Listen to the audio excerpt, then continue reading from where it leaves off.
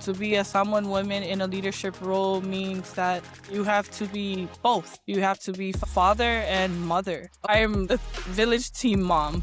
It's my job to protect them. It's not about just one person. It's the journey. It's the people that you go with. I had a great first year experience. I've been born included. So anyone that's going to watch this and my daughters to know that if they ever want to come into these roles, that they shouldn't be uncomfortable. They shouldn't be nervous. We have a big drug problem. Is there a correlation with, young people not having jobs? No. It's an inverse relationship. I live and breathe substance abuse awareness. When my brother died, his death opened my eyes to what I had always known. My environment plays a big part. That's coming from a village that I'm very proud of. I was like mad at the world, blaming government, church, the village. I'm hoping that American Samoa is aggressive about the solution. I love a good change. If my village council scold me, I feel like I'm their rebellious daughter. I get the scolding, but then if they genuinely love you and they want to make sure that you're okay. Talaf Lava, and welcome to this season's first episode of Dear Suga. It's been some time and I'm so excited you're back with me. And if you're new here, this is a space where we celebrate our feminine energy, the soft, the strong, the messy, and where we learn all from one another. Today, I could not imagine a more meaningful way to open this season, especially for the week of February 1st. This week represents new beginnings. It's the start of the new month, the start of a new season. And this is usually a great month just to remind ourselves to keep moving forward. Our first guest is Trude Gasetotolemasina Ledoux-Sunia. We both went to Samoan High School. She was an upperclassman. At the time, she was the school student body president. Her presence, her confidence, more than anything, her leadership was what stood out the most for me. So I wasn't surprised when she decided to not only run, but got elected as a House representative for her district in the village of Pago. Trude is a strong community advocate, a woman who turned pain into purpose. She's the co-founder and executive director of Christopher James Foeoletini Foundation. It's a nonprofit that was created from a very personal story and a deep commitment to protecting people from substance abuse and supporting recovery efforts in American Samoa. Trude is not only accomplished, she is impactful. It's about the heart behind the work. So without further ado, let's get into the episode. Malo lavelo fionga Trude Ledoux-Sunia. Thank you for being a guest on our Dear Suga podcast. So February 1st is usually a time for new beginnings. And during this time, you're like, oh, what am I supposed to be doing with myself? Because I probably broke my New Year's resolution. And I thought you'd be a great person to have because you just lead with purpose. Before we dive into anything, who is Trude Ledoux-Sunia? Thank you for saying, Lava, Nan. It's great to connect again. I think high school shaped a lot of things for me, especially my love for government. That was inspired by all the great social studies and government teachers that I had in high school.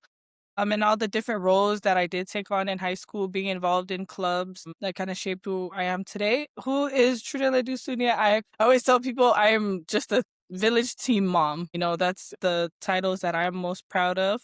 Other than being a mother to my own kids, just being a mom to the village kids, I feel that it's my duty now, not just as a representative, but just a person who's, advocating and fighting for things in the community, that it's my job to protect them. I feel great responsibility to that. And that role alone defines me as a person now. So I know you have so much on your plate, and I'm curious, what does it mean to lead as a Samoan woman? I don't personally say that I lead. I always reflect and remind myself that I am in service. Being a Samoan woman now, especially in the Fono, being an advocate in the community, creating our own lane as far as fighting and advocating for awareness for substance abuse, comes with a great big responsibility. Not the burden, but there's a whole weight of being a mother, serving families, church, serving the village. In leadership here, especially at home still, it's predominantly still men. So to be a Samoan woman in a leadership role means that you have to be both. You have to be father and mother. You have to be able to speak at the level of matais, to be able to serve at the level of matais, but you also have to be the nurturing woman figure. So we carry a greater responsibility than men because you have to be in both roles at the same time. I have a great support system that reminds me of those things. I'll give you an example. I was at the Tumalu Safai. I was nervous because I had to participate as part of my district, Le Kumalo. So in the setting of all the senators, high chiefs, the councils of all the Maputasi County, I was the only woman and I was very uncomfortable just because I felt alone. But it's not about just one person, it's the journey, it's the people that you go with. I was a little nervous and uncomfortable. I had to participate in the Aba ceremony, but at the end of the day, there was some proudness in me because I realized I'm one of few women that's taking that seat means there's no barriers. You know, those things are broken that I have now gotten the opportunity to sit there. So that's what it means to me. You know, it means that I have to lead by example, not just in the male setting, but in the female setting as a tamaitai. In the house, we refer to us as faipule tamaitai, and that means a lot. And it's given a lot of respect too, as far as amongst my peers and my colleagues. They also respect us because culturally, I know I still have to work 10 times harder than the past year. Yet I thought coming in there, it would be difficult for me. It's been a great experience. I had a great first year experience. My colleagues and everyone that I have to work with, they honor me, they respect me. I feel the adoration and admiration because I'm a woman. I think I also mentioned that when Uskai interviewed me, I've been born included. So anyone that's going to watch this and my daughters who are now 13, 12, and 11 to know that if they ever want to come into these roles, that they shouldn't be uncomfortable. They shouldn't be nervous because they're going to be respected. And that's a big part of how I would define it. I know in some cultures, they can't vote, they can't run for office, but I'm coming into a new generation of women in leadership that Samoan culture roots for us to be successful leaders. And they even make it a point to say, we need woman's voice. We need her touch. You know, we need her nurturing skills. My colleagues, they usually end with me and my colleague Vasa, who's also another female representative, because they always ask for our opinion. We're in a whole new age. Look at Samoa, for example. We have someone that's been a prime minister there that's a woman. So, and that makes way for women like you and me to come into these roles. I appreciate you saying that. I also know she had such a difficult time being prime minister, but I think for you, I do see that you didn't just pop in and just like, hey, I want to, you've been in the community. So it goes back to the whole that alanga upu'oleala lepulo Tautua, and you've done Tautua for quite some time before you step into and decide to take on the role of being a faipule. So I was curious because when you're talking about paving the road, I recently heard of the passing of Fiasili Haleck, and she was also a faipule for Pango. And there's women that have come before that's kind of helped pave that for more women because currently you're surrounded by so many men. And hopefully there's more opportunities in the future for more women in the Fono can have a balance of 50-50 or more women. You know, Fiasili was boy was very special to me. I remember her growing up. My grandma was very close to her, and she would make us sit by the TV and watch her when the house was live in her time. And they I would hear my aunties and my grandmother like pray for her role in the village and pray for her in the Fono. And when I decided that I was going to run, I took my registration application to her first. This was after my family's blessing, and she said, "Oh, this is not for the weak, and 300% sure this is what you want to do. And if you are sure, then you have my support." Since then, she was very vocal in encouraging me, and coming into this role now, without knowing that she was going to pass, When I first sat in the Fono seat, the new Fono building, I immediately thought of her. And I even like just teared up just thinking of her and my grandmother's just, and then she passed, and it was really heavy to think of her. She had already set up this blueprint for me, for us, for women like us. You know, everything she had told me to do, I did.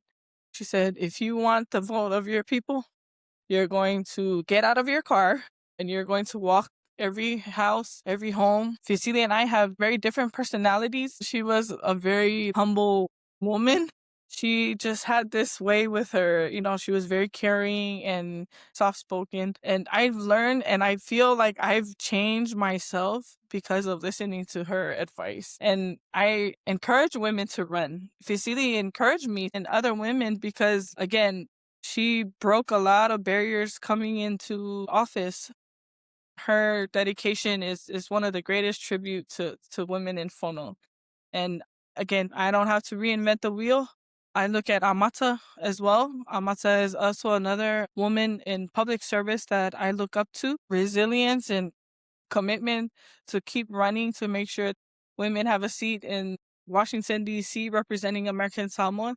Amata is also my relative and also from Pago, FYI. So I'm very fortunate, again, to come from a long line of women who have vision and set this up for us today. And especially because I know them personally, they've seen me grow up. So they're a big part of who I am today.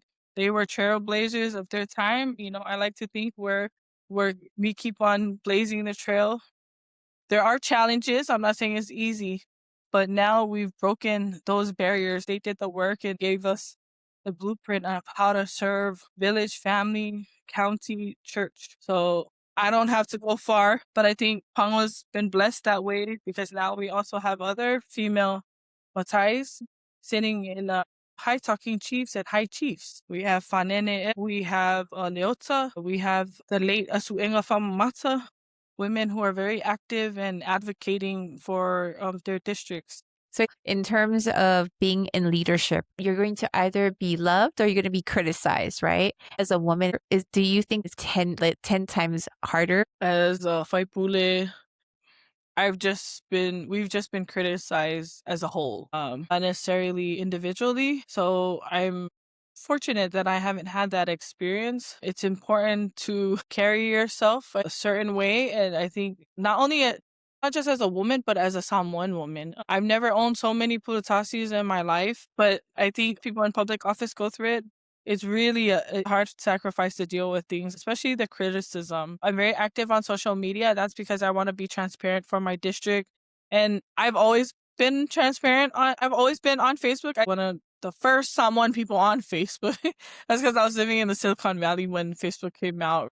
But I've always felt that it's a great way to connect with my family, with my friends, and just to share my love of things. And now in this public role, it's important how you use Facebook because everything I say, everything I post, and people would either appreciate it or criticize it. But in the past year, when I was on the campaign trail, I really learned to block out like the noise and the distractions because I feel as Samoan people and like as Polynesians, man, we just, people post the sky is purple, like, and people will believe it. So I think I've like mentally trained myself to like not react because I don't want it to drain me. If you remember me from high school, I love a good fight. I love a good debate. Even at Stanford when I went to JSA, like I won the big debate and I got the gavel and everything. I enjoy that. But coming now into this role and following women like Fiasili, for example, I do not react. I've learned to just block out the noise. I want to do my own due diligence, go out and find out things, but I'm very mindful and I'm more careful now of the things that I say in public. And that's also hard because of my own personality. I just had lunch with one of our old friends and like, man, you've tamed. I'm more mindful. And that's another piece of coming into the role as a Samoan woman. I think everyone in public office goes through it. If you can't Mhm. stand the social media comments, and then it's definitely is not for But you. I think that's but I think that's the awesome thing about you, and the reason why people like being around you is just because you say it as it is. And so I think there's an authenticity about you that just makes you stand out. There's those memes, and I laugh at it all the time. It's like, what are the nicer ways of saying, this Yes. instead of this? Yeah, that's me. That's the new me, right? It's like, bottom line, I'm always going to be true to myself. So, but now I'm just gonna say it in a nicer way. So I'll write something and be exactly how you hear me saying it, almost like all caps. But now it's like, okay, I need to sit here and gather my thoughts and just be more respectful and just not go off like that.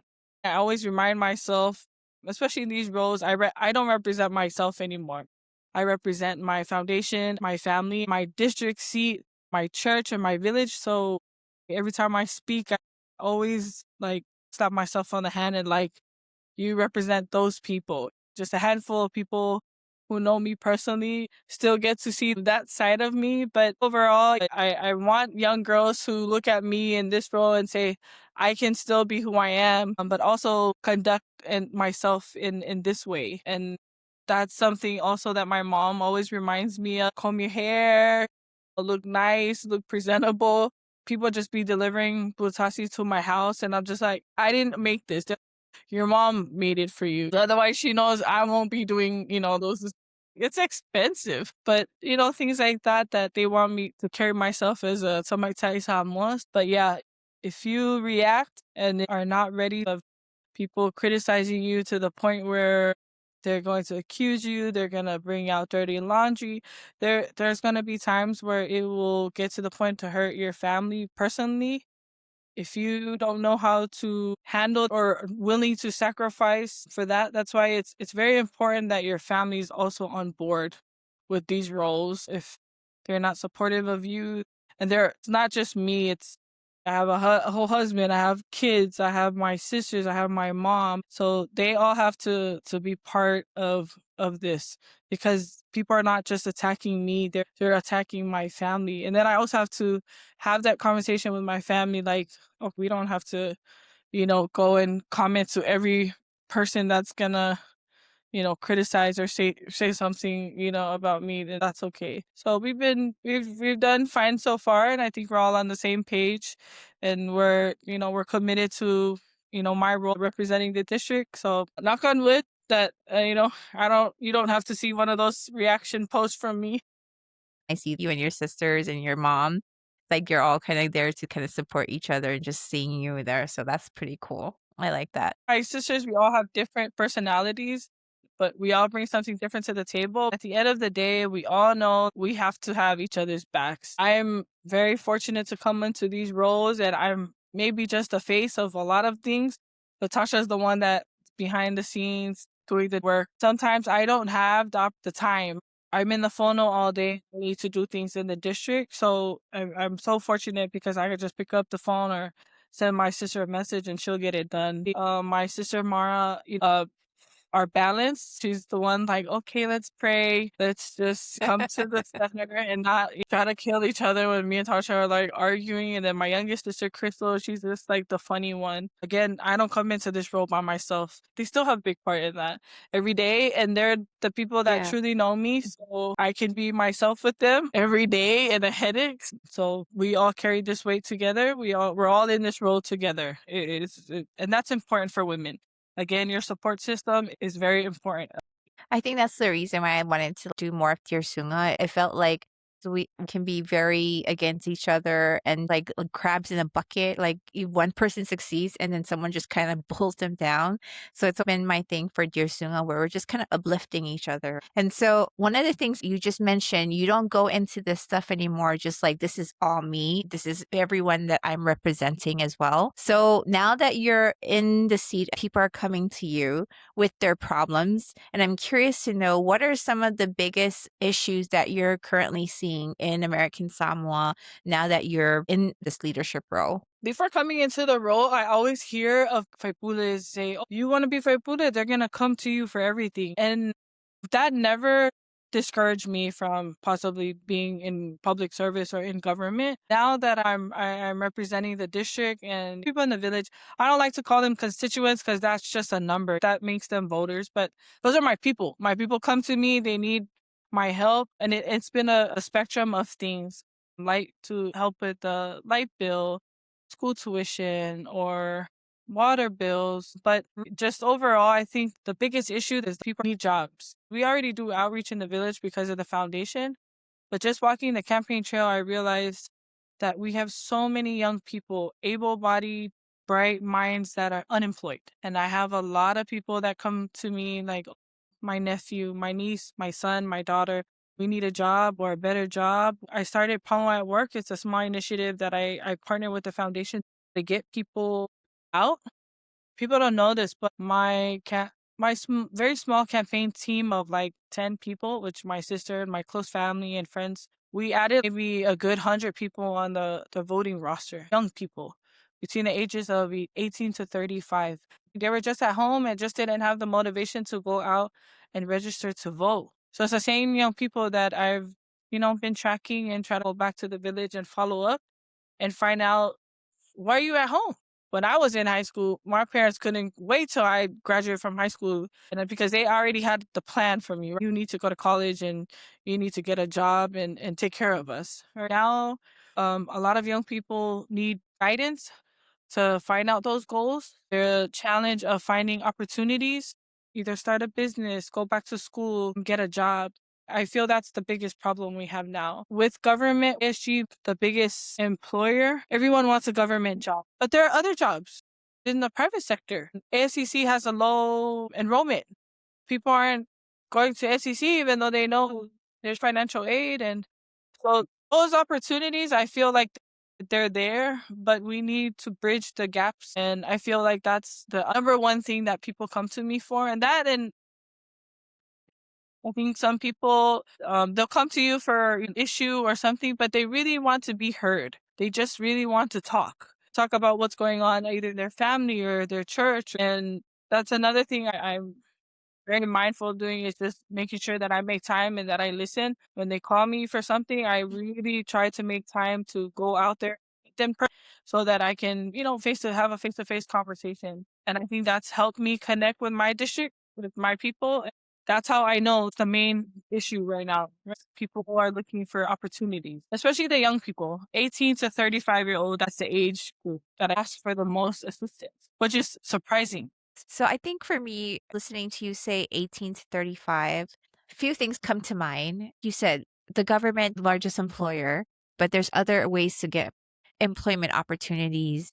I've been doing a lot of TikTok lives, and I've heard a lot about the drug issue that's been happening back home. I don't know if that's really a thing or not, but that constantly comes up when I'm talking to someone that has been home. So I'm curious from your perspective, we're just talking about that age group, 18 to 35, needs employment.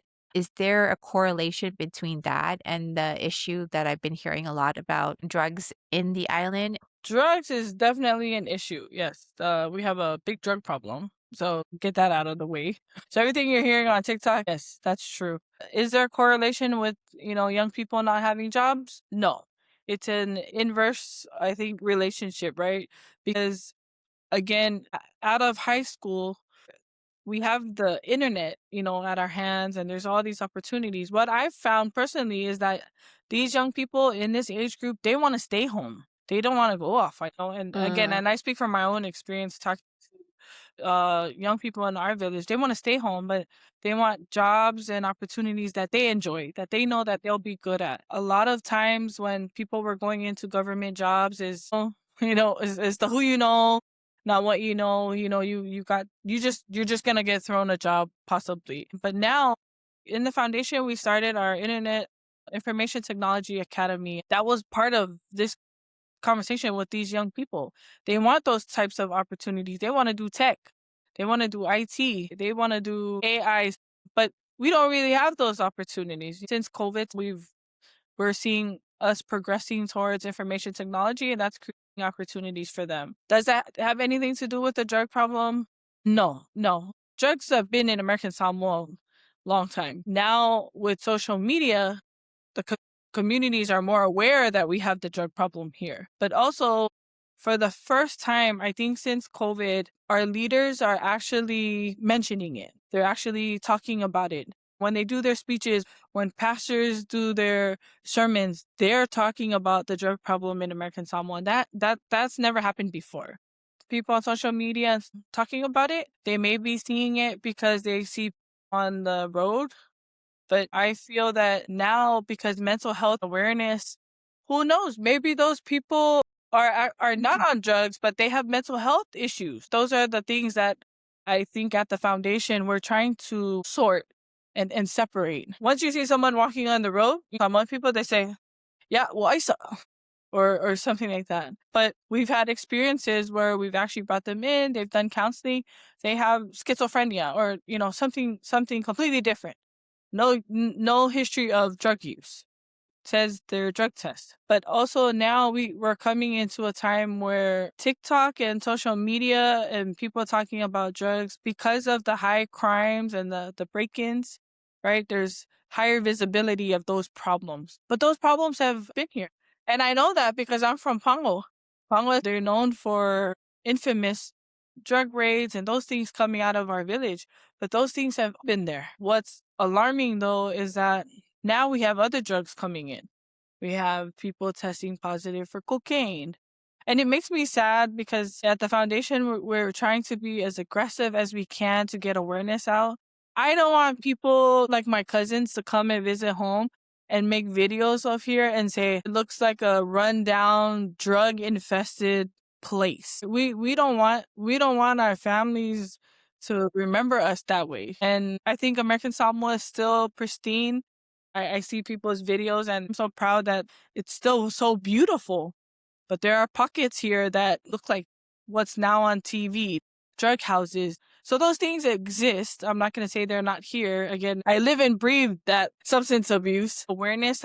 But I feel that social media is, again, positively putting more visibility to the issues, but it's not helping us with solutions. And I think that's things that need to be done on the ground. I don't believe that those two things are related, but I feel like what's going to happen if that age group do not find those opportunities, then that's true, where they're going to either start using, start dealing, just drinking, alcohol abuse, and all those other things.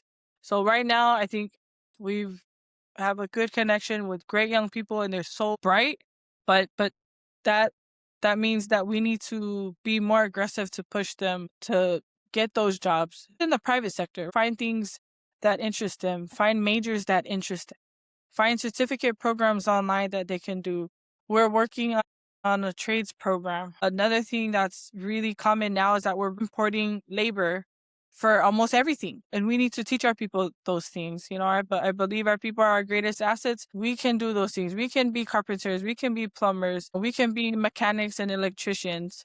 So the substance abuse problem, I live and breathe substance abuse awareness. I know the problem already. So now it's just my forward thinking is, what can I do to solve it? Starting with this age group who are mostly at risk of going there. I love that you said that because I know like there's always conversation out there of what's happening. If you can talk a little bit about the purpose and the background behind the foundation, because you're doing so much great things out there. When my brother died in 2020, I was living in Silicon Valley. My whole family was uprooted. We came home and his death opened my eyes to what I had always known, right? To where my environment plays a big part in our fate and what had happened to him.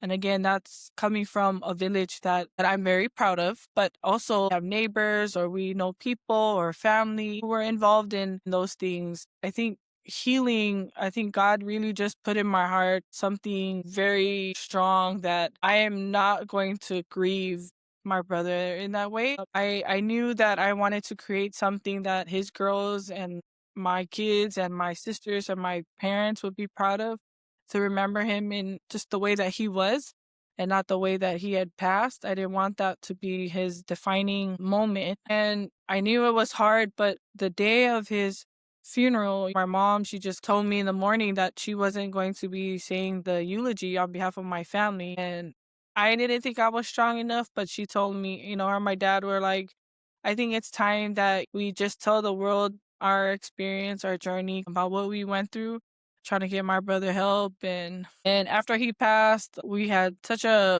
outpour of people reaching out, going through the exact same situation as us. I felt sad, but I didn't feel alone anymore, because if we're going through this and hundreds of other people are going through this, why are we all going through this? Why did we all have to go through this? And then one day I went to ACE, and Evelyn Satele, she's a principal at my kids' school now at SPA. She used to teach my siblings when we were at Paul Elementary.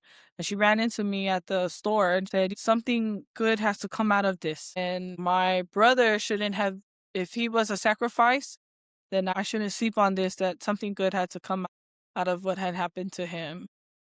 I went home, I cried for a couple of days, and then got on my computer and I applied for a 501c3.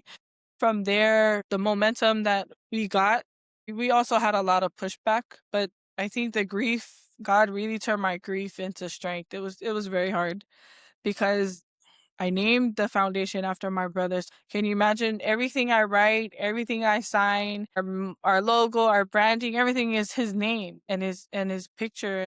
And that's because I want people to remember him, that our loved ones who are going through that, it's really a disease. My sisters and and my parents, we went through a really hard time trying to get him help. You name it, medication, doctors, rehabs, off island, several states, just for him to come back and go just like that into that environment. And I think that drowned him out, so to speak. I was mad at the world. I was blaming government. I was blaming church. I was blaming the village. But slowly and surely, my eyes had opened to that governments provide resources for us to help ourselves, to help our communities. But it feels like it's just a never-ending battle against the government to be the solution. They're not the solution, and I say strongly by that.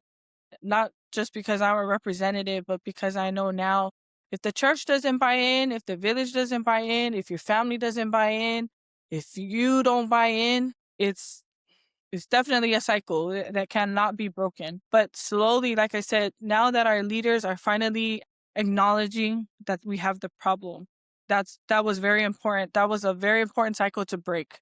Because for years, if you look at speeches, if you look at government, if you look at past sermons of Fiasili, they never, ever would mention substance abuse. Now I'm getting tired of hearing it, right? We're at that stage now. So we know what the problem is. How are we going to share resources so we're part of the solution? So I'm hoping that American Samoa is aggressive about the solution, because again, TikTok doesn't show the combined efforts of these people buying in. That's my issue now. It's because all we're talking about is like, oh, there's drugs here, but there's not enough awareness that we're actually finally starting to connect as villages, as communities, as schools. Personally, in my village, just walking again and talking to people, that families are more aware. One, they're aware of the resources that are out there. They're aware of the services, not just the Foeoletini Foundation, but there's so many great nonprofits out there that do work. So those are the things that social media is not showing, that we're actually working towards the solution together. We need more people on board, obviously. We need more hands on deck. We need everyone to buy in. And that's something that I'm proud to say, that since the foundation has started, we're seeing progress after 5 years. I can't speak on how much drugs come into the territory. We don't it's not our job to police that. That is the government's job. But as long as I feel, if we raise more awareness, if we buy in together and work together, that we're going to stamp all of those other things out. I really want to acknowledge that we've seen so much progress. A lot of nonprofits coming up, a lot of youth programs coming up that are tailored for substance abuse awareness, suicide prevention, bullying, like just things that when I was growing up, we didn't have and we never talked about. We didn't have in school. So now, CDOE and their programs. Can we do better? Can we do more? Of course. But I think we're at a good baseline now together. That those are the things that social media is not showing that I feel American Samoa is doing a great job. Everyone's connecting, right, to start working towards the solution. I like that too because I think people expect an overnight solution when these are things that can't just happen like that. It takes everyone to participate.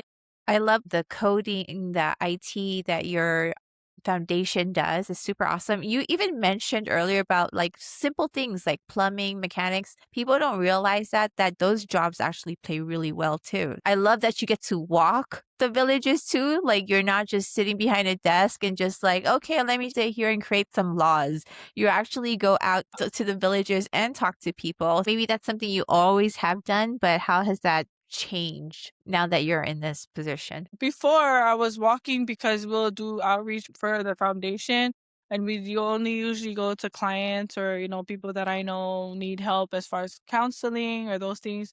But now as a representative, it's given me the opportunity to walk to any house. And at first, when I walked on campaign trail, I was very worried because what if people close their door on me and just don't want to talk, have rejection issues? So I was like, I know, and I'd be upset with them, but God is so good. Like, I have never, and I've walked almost every single home, and I've never had someone like close the door on me or just, not want to talk to me. It's been very heartwarming and humbling, and I always remember that, like, just coming into the job, and man, my district really Foeoletini, and they were very open to welcoming me. And now I spent a lot of time with the school kids. I try to visit them at the cafeterias in the morning, or just kind of follow them home because again, that's the best way for me to know what's going on in my village. My pet peeve is to be disconnected. I can't be sitting at the Fono and not know what's going on in my village because those things help me in the house. Those things will help me in sitting behind that desk because then I'll ask for hearings or I'll ask, departments or how government is helping in those ways. They help me help them because sometimes I feel, okay, I haven't had anyone really ask me for, their light bill or like what I was always expecting of Faikulas. But people just kind of call me to come pick up food, or something very special to me is they call me or they show up at my house and they just want to pray over me and pray over my kids and my family, and that's very important to me. So I've been very fortunate to have that experience in Palos, a very big district. And the only serious challenge is just like the millions of dogs I have to dodge, and I don't run very fast, but it's very important that you walk. Whatever happens in the future, if I don't become a representative again, but I enjoy that personally. I really enjoy that. Just people call, just come. You have food you want to eat with us, or failokum aile fiafi. So I enjoy that. Rather it's Miki and Ulu and something, but just talking with families. That's been the most special thing about this experience. And I want other people to know, especially other women like who want to run. But I feel personally connecting with your people other than social media, right? So I post everything that I do either in the village or where I go, and I want to be transparent that that's what I'm doing. But I don't post me hanging out at just some family's house on a you know Tuesday night or something like that. But again, connecting with them personally, not just on Facebook via my pictures, photos, and posts. I It's want people awesome. to get to know me. Now, my name is not a Samoan name, and it's difficult for some people to pronounce. So they usually just say, yeah, Gasetotolemasina, which I'm fine with that too. But I wanted them to remember what I look like. So I feel that that's key. to connecting with your people. I think nowadays we just jump into our cars and go.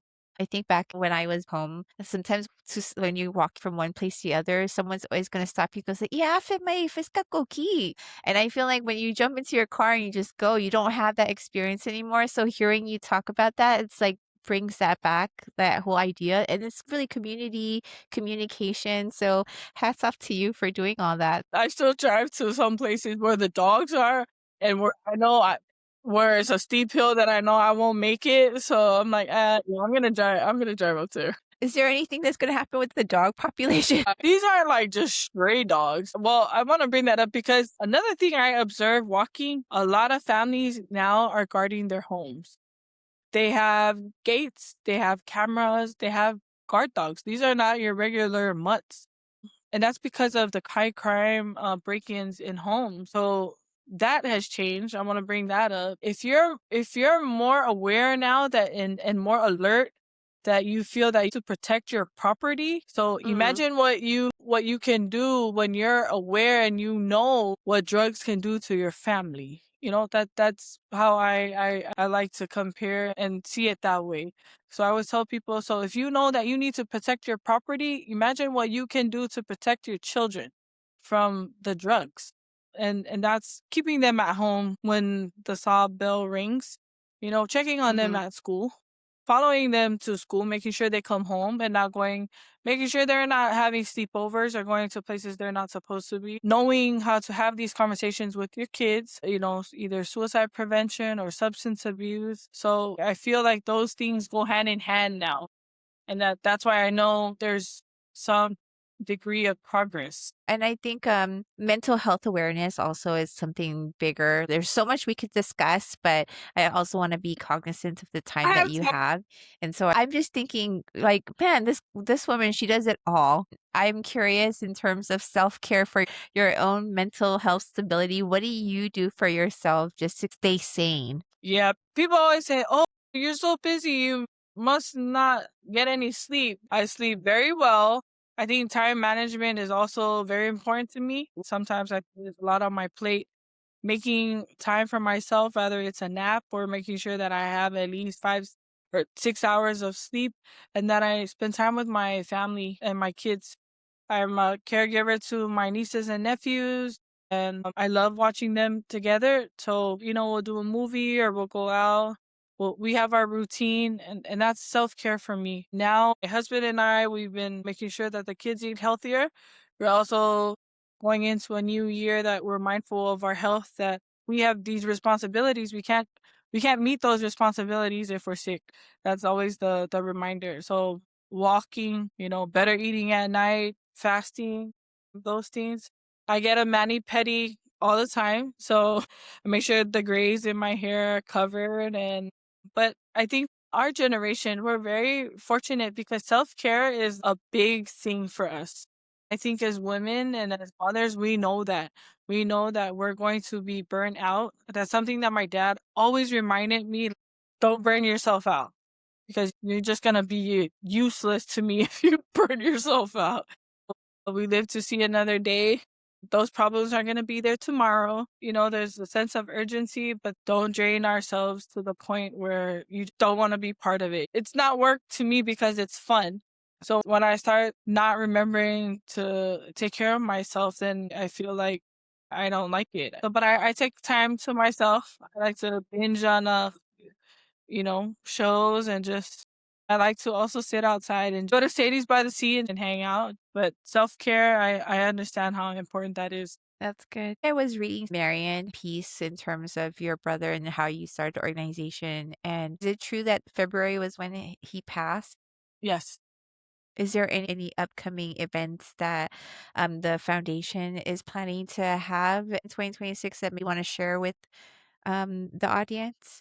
Last year was 5 years since we started the foundation. I had planned this whole small, intimate get together. I wanted to invite other nonprofits, just my close family and friends here at our office. And I realized it hit me really hard. It was so difficult to do because every year I feel I still celebrate him. The money that we try to save up to do that instead of a celebration, we roll out another program. We launched our Elevate Sports program and also to hire more staff to do outreach for us. In our Elevate Sports now, with the approval of funding, we're able to help any sports team, and either pay for registration, uniforms, food, transportation, equipment, and those things. Youth sports development has also been a big push for us because we've seen firsthand those who have been impacted by substance abuse, suicide prevention, like they've helped. This coming February, we're launching our third year for our Pizza Academy. Our cohort class is the third year of our grant. That grant was also special because before coming into the nonprofit space, I had always followed the administration for Native Americans, and they are said to be one of the most competitive federal grants. When we first started, we wrote for the grant and we didn't get it. And bummed because we had so much pushback. We didn't have funding when we started, and it was hard to to fund our nonprofit. We took a year off, and then we came back. Fifi and I wrote the grant. We spent like 5 weeks here in the office, and I think 8 days out, I submitted our application, and they gutted the application almost like 65%. And they said it's just not possible for us to be funded and rewrite everything by a week. Oh, I cried. I was so devastated. Like, I cried on the office floor next door. I don't know, a day and a half, because I had poured my whole heart into to the application. And then I remember my husband saying, "Okay, are you done crying?" Because I could just hear my dad at that point. I think he had secretly wished for sons, instead he got daughters, so he didn't allow us to cry much. So we got back up, we went back to the drawing board, and we poured everything else into it with the help of ANA, and we were funded for this IT academy. And I never forget that. I never forget those things, how we started, how far we've come, and our vision to move forward. But those are just small reminders of the work that we do here, that we gotta keep going. There's so many times I wanted to quit because, again, funding is a big part of starting community work, right? We're fortunate now. I think we've worked really hard to get funding in different areas for different things. Again, back to the support system, because they had to watch our kids for like 5 weeks while we, just dedicated ourselves to that. But it can be done. We have ARPA that's funding a lot of nonprofits. That's a great opportunity for nonprofits to make sure they use it and find programs that can sustain after the funding is gone. We learned a lot from that. Coming back to the question that, February, yes, I think I was low-key dodging the question, because February is a celebratory month for us, because I want his girls to celebrate February, because that's when we lost their dad. But I felt, what we had saved up for a little party went to starting our other programs. I see the impact, and I feel that we can always have a party at any time, at any point. I plan on having this foundation for a very long time. Again, another reason why it's important to connect with people is because that tells us what kind of programs that we need to create. A lot of people say, "Oh, you don't have to reinvent the wheel. You just get 12-step program from Off Island at 12." But in our experience, they haven't worked because they're not in Samoan. The 12-step program is not offered in Samoan, but we know now connecting with people tells us exactly what they need, why they need it, when they need it, what village needs it, what community needs it. My hat goes off to you because you're doing something, the passion, giving your time selflessly to help not just your district, not the village of Pango, but all of American Samoas. I know you're going to be going back into session, and I know you have a lot on your plate. So, is there anything that you'd like to include that maybe we didn't touch today? Because the interview, I think, was geared towards my work, but I want to acknowledge, my support team. Fifia, my husband, has a big part to do with that. He always tells people he's just the driver or the plate holder or the purse holder. It's special and important to acknowledge them. Again, it's not easy being in this role because it may look lonely, it may feel lonely, but again, could not be able to do any of this without his support. Just my kids that keep me grounded, your sisters, and That's my small circle and the people that I love very much. And just there's just a handful of people. I still have the same best friend from high school, like sixth period, freshman year, home economics class with Lina.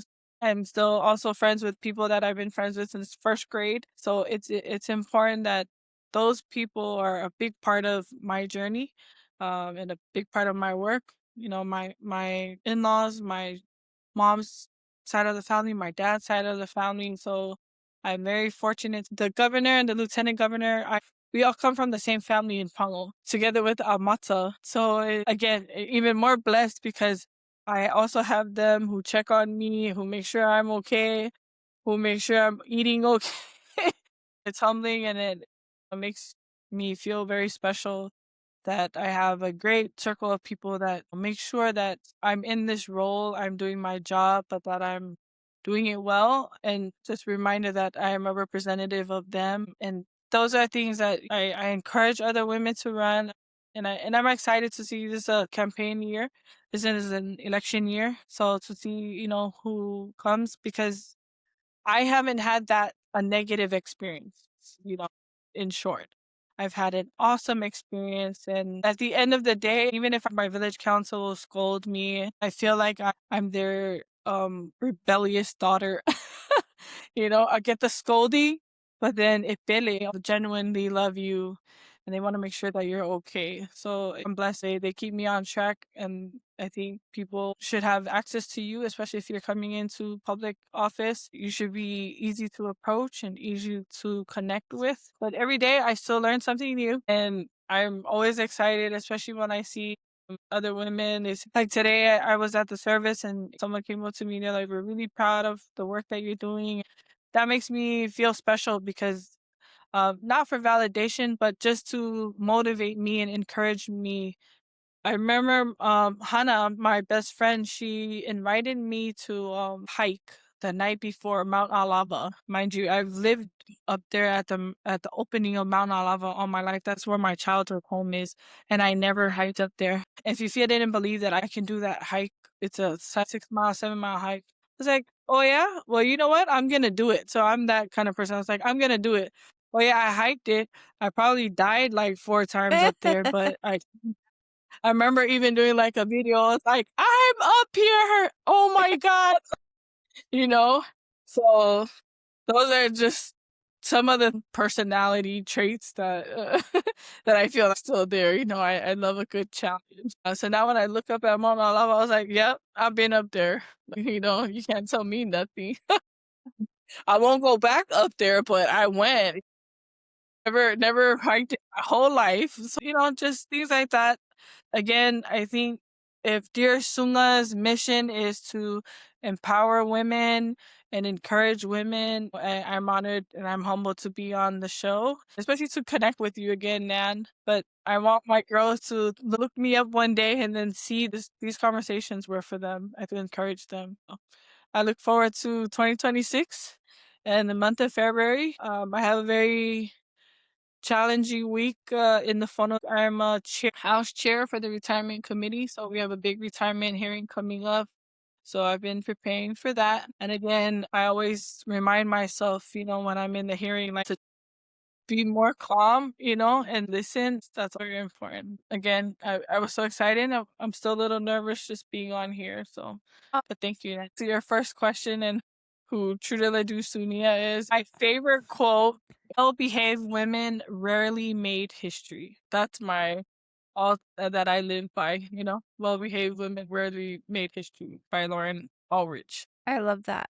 I just wanted to say thank you for the time today. That's actually a good quote to end with. One of my favorite books is You Are a Badass by Jen Sincero. So I do think you are one of those women that just go out there and just do you. I just want to take a moment to close this out because Trude and I had such a great conversation that I just realized that I stopped recording and didn't give this a proper ending. But at the same time, I think that's what makes a genuine conversation, just being in the moment, sharing the journey, and just learning from one another. And that's truly what Dear Sunga is all about. In our Samoan tradition, the orator usually gets up to give a speech and they end with some form of humility and forgiveness. It's acknowledging that at times something said doesn't align with someone else's perspective, but it's never coming from a place of harm, but of sincerity and lived experience. So, Faiwaiai se tala sasi, bele tusafo ilo falongo, I lo falafoi fongava a awa o level matuas vaitama. None of us are perfect, and these conversations are simply real people with real moments. If there's one thing I hope that you take from this conversation is that we're all trying to grow. Sometimes hearing from someone else's story is just a reminder that we need to reset and keep moving forward. It's a reminder, and that reminder isn't just for you, it's for me too. And if you or someone you know is currently battling substance abuse, especially if you're in American Samoa, I link resources below, including the Foeoletini Ledoux Foundation, where you can find support programs and ways to stay connected. Reaching out for help is a sign of strength, not weakness. And if you're part of the diaspora or you simply came across the conversation and are in a place where you can support or contribute, even learning more about the work that Trude and their team are doing, sharing the resources can make a meaningful difference. So, if the conversation resonates with you, just know that there's more to come. So, be sure to subscribe and make sure your notifications are turned on so then you'll be able to be the first ones to see it.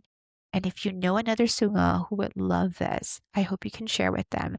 If there is something in Trude's story that really stood out for you today, love if you can comment below because your girl likes to read the comments. Your voice and your support definitely helps ensure that it reaches more people. I am so excited for the next episode, which is going to be with a Samoan scientist who is Amy Maslin Miller. She is a PhD student in Auckland. If that episode's already out, you'll probably see it up here. Thank you again for all the support. So until then, I look forward to welcoming you in the next episode of Dear Suga with all my alofa and mana soifua mai yaman